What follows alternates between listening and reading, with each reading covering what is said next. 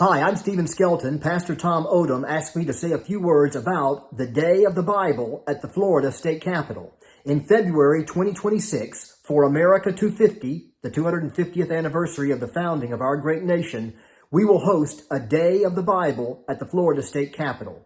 On that day, we will bring an original First American Bible to the Capitol, and we will distribute authentic reproductions of the First American Bible into the hands of your elected leaders. Now, let me show you what I'm talking about. I'm going to bring into the picture an original First American Bible.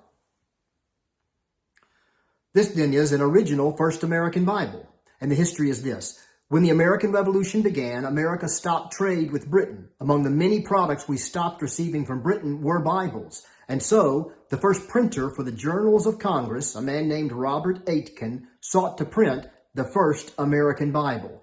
This is the only Bible approved by the United States Congress. Now, I also mentioned that we'll be distributing authentic reproductions of the first American Bible into the hands of your elected leaders. Let me bring one of those into the picture. This then is an authentic reproduction of the First American Bible. I will take you on a quick tour.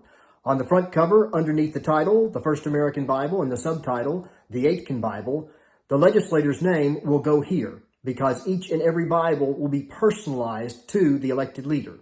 On the spine, we see the title that the historians have given this Bible, The Bible of the American Revolution, published by Robert Aitken in Philadelphia in 1782. On the back, we see a listing of the outstanding historical claims of this Bible. This is the only Bible approved by Congress, the only Bible recommended to American citizens by the American government. It is the first King James Bible made in America. It is also the first English Bible made for schools.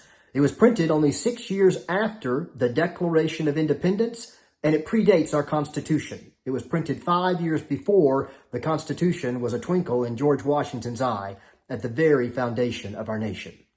I had someone ask me, why do I think it's important to put a First American Bible into the hands of our elected leaders? And the reason is this. When our current elected leaders hold in their hand the Bible approved by our original elected leaders, our founding fathers in Congress, then our current elected leaders will understand that far from a belief in a separation of church and state, our original elected leaders actually believed in a godly influence on government. And if a belief in a godly influence on government was good enough for our original elected leaders, then it is good enough for our current elected leaders. They should be biblical in the legislation they are writing and the laws they are passing, the votes they are casting. And this Bible will serve to remind them of just that.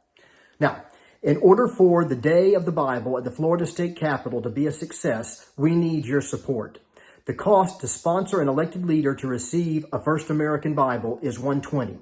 We will provide 172 First American Bibles for a funding total of just under $21,000. We are looking for 21 pastors across the great state of Florida to commit to donating $1,000 each. We ask that they look to a love offering or to their missions budget. This very definitely is a missional opportunity. It's simply that the mission field is occupied by your elected leaders. Let's bring them closer to Christ, and we will all benefit from that blessing as we put the Bible back in government. If some of you have heard the call to support this project as I've been talking, please have a word with Pastor Tom Odom before you leave the conference. Thank you for your time and attention. May God bless you. May God bless the great state of Florida. And may God bless the Day of the Bible at the Florida State Capitol. Thank you again.